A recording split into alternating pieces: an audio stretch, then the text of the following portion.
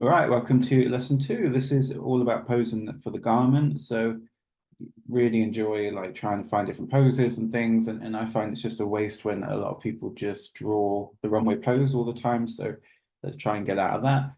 So I'm just going to go through some methods that I use, or more the thought process that I use to draw something really. I'm just drawing this to warm up a little bit. So we're just going to go through a few different garments and then I'm going to show you how I would pose them.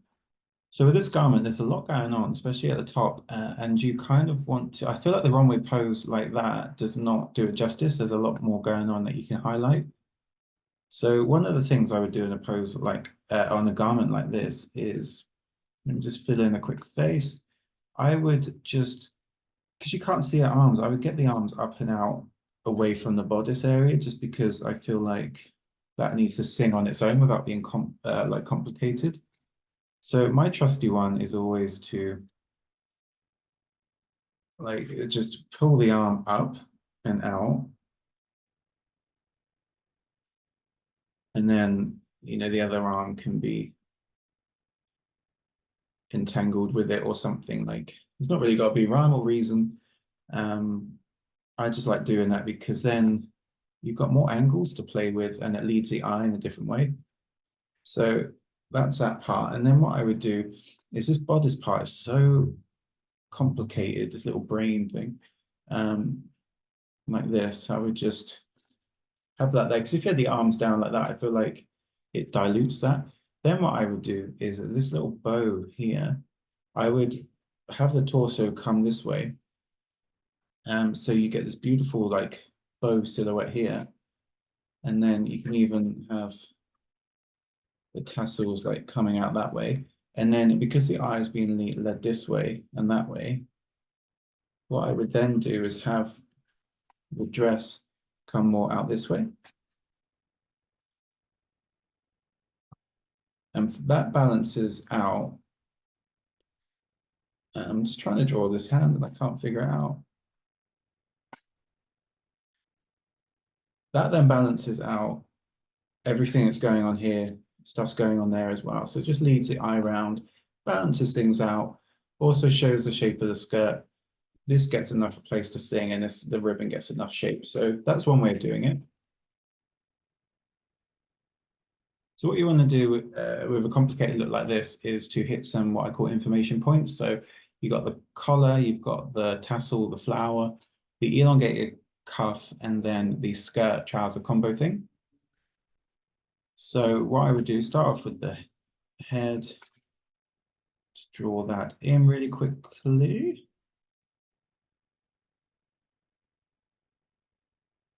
And then we can get down to business.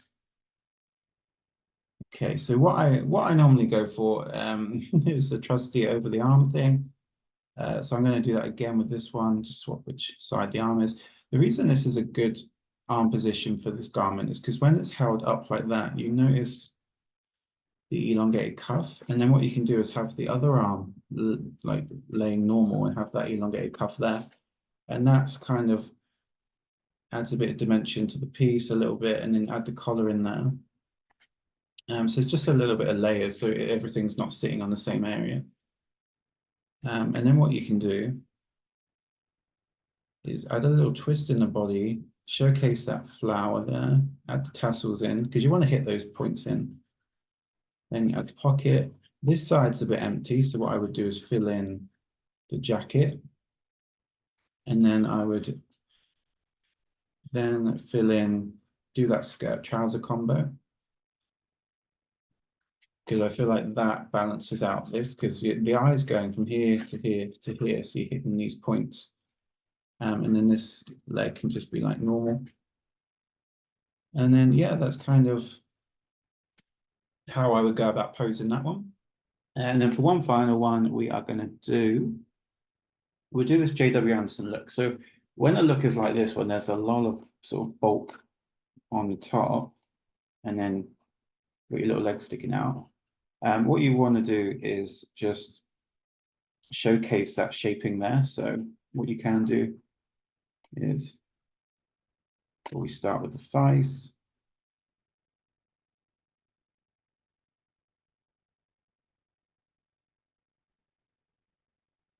And then, so we've got the collar shown there, the zip there. And what I like to do is try and get some geometric shapes into the pose. So you can kind of just put his hands on his hips or something like that. And then you can have his hip go on that side.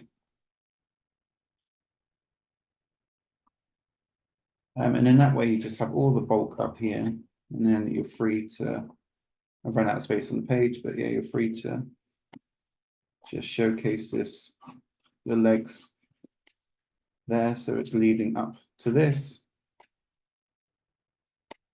And yeah, so that's one way of doing it. Another way of doing this, I can't really see it from the side, but you can always do like a profile, and then you just play up to, I think it probably comes out a bit like this, play up to that. It's all about, even if you just do a pose of someone, a model straight up and down, like just tilt them either way and you can make the pose a lot more interesting. So I just find when people just do the runway pose over and over again, it's just a wasted opportunity, because it's like, if you opened up a fashion magazine and it was just all product shots or lookbooks or something, like, it's an editorials that you want to see. It's a narrative, you know, you play with posing and storytelling and everything. And I think illustration is the biggest opportunity to do that, because you can draw whatever you want. So just have a think about the sort of narrative that you want to create with the garment and the model that you're drawing and things. So this, yeah. So this showcases the shape, then you get the elongation of the legs, and then you can focus on the boots at the bottom. So yeah, that's some pose ideas. That was lesson free lesson 2. The next one, it goes live in a few days, which is Draw It All, which I will keep that one as a surprise. But yeah, full illustration course opens end of the month for the last time ever. So if you want to learn over 8 weeks how to draw more energetic, how to draw more fluidly, think about poses, compositions, everything, and textures, then yeah, keep an eye out, and I will see you guys in the next video.